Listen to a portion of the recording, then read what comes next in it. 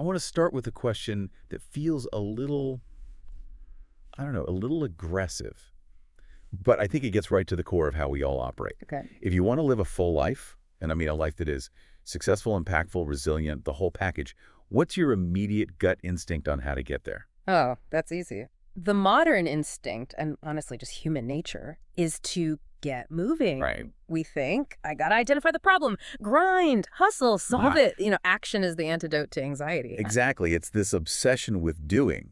If I'm not moving, I must be failing. But we have a source today that just takes that whole instinct, looks at it, and basically says, you are doing it wrong. Mm-hmm. It argues that if you want to walk a path of true power, you don't start by moving at all. You start by stopping.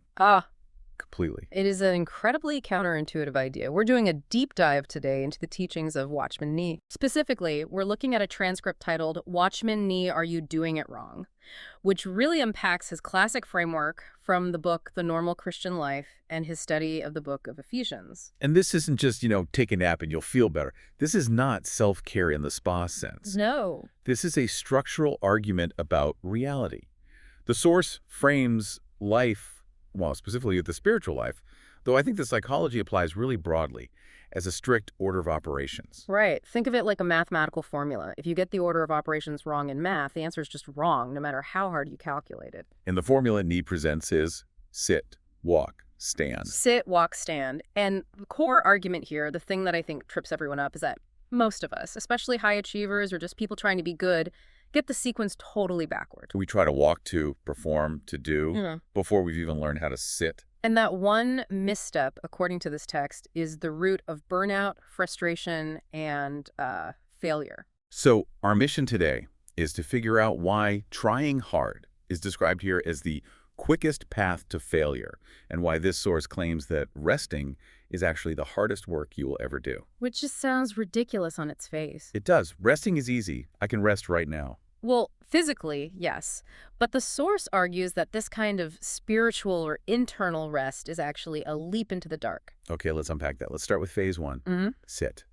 The source anchors this whole thing in Ephesians 2:6, which says, God seated us with him in the heavenly places. Now, I have to play devil's advocate here immediately. To the average person, sitting just sounds like passivity. It sounds like quitting. That's the common misunderstanding for sure. But the source makes a really critical distinction. It says we usually stumble in life, not because we aren't trying hard enough, but because we are trying to start walking way too soon. And it highlights a very specific anxiety that drives us. Yeah, the urge to do, solve, and achieve. I feel that. It's that itch. If there is a problem, my brain just screams, if I don't fix this right now, it won't get fixed. It's all on me. Precisely. That is the walk instinct. But the source argues that attempting to walk, to navigate all of life's challenges without first sitting, results in this inevitable weariness. Why? Because, as the text puts it, human flesh cannot sustain the work of God. What does that mean, though? Human flesh? It means your own natural capacity, your grit, your willpower, your caffeine intake. If you're powering your life just on your own resources, the tank is going to run dry. It's a math problem. Your output exceeds your input. So if sitting isn't just lounging around, how does the source define it? Because it feels like it has to be an active decision. It is, a huge one. And this is where that leap into the dark comes in.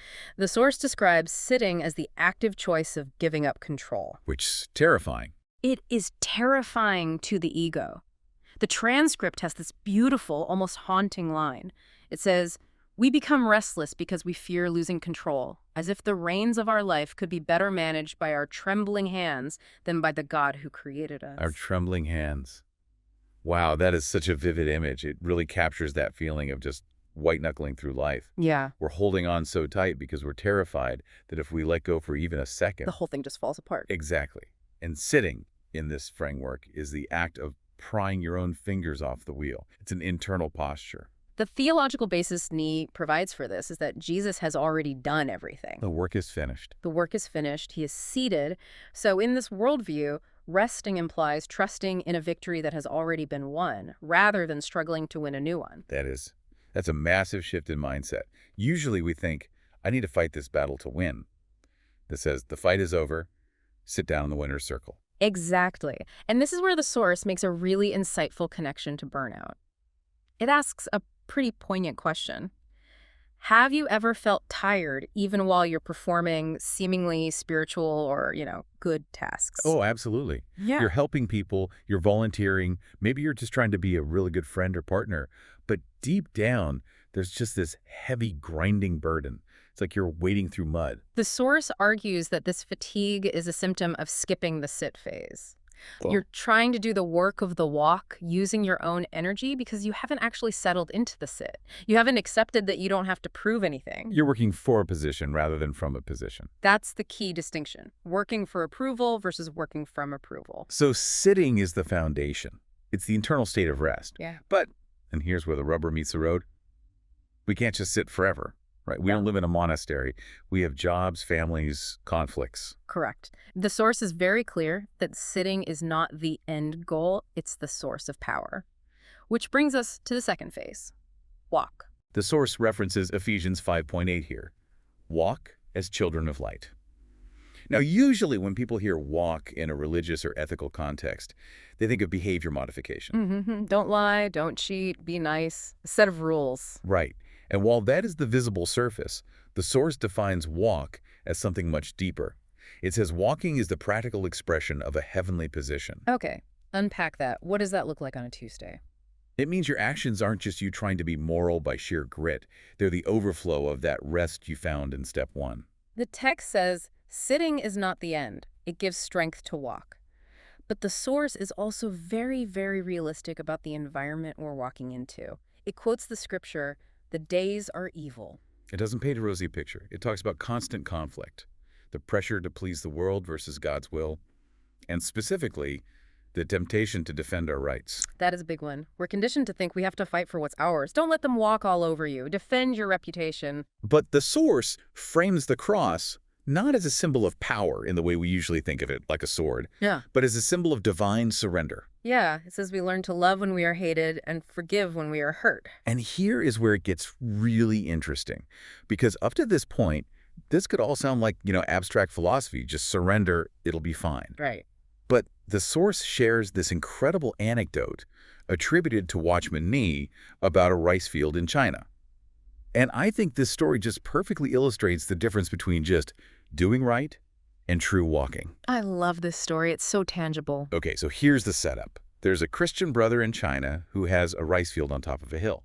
Now, this is before modern irrigation, so in the scorching heat, he has to manually pump water into his field every single day. It's back-breaking work. Back-breaking, hours of labor just to survive. But his neighbor, who lives down the hill, keeps coming out at night, opening a gap in the dike, and diverting all that water into his own field. So it's theft, plain and simple. And it's theft of his life force, basically. Totally.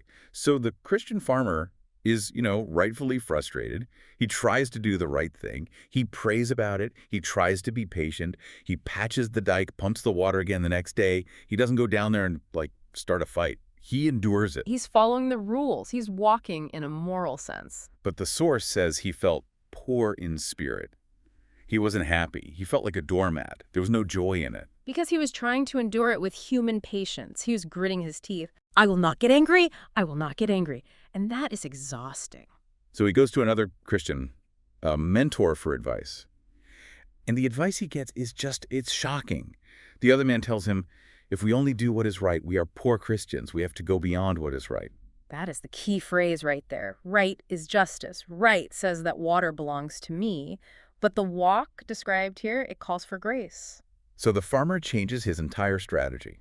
The next morning, he gets up super early. He pumps water into his neighbor's field first that it was stealing from him. Wow. He fills the thief's field, and only then does he pump water for himself. And what happened? The neighbor was so confused and so touched by this act, because it just defied all logic and self-preservation, that he eventually converted.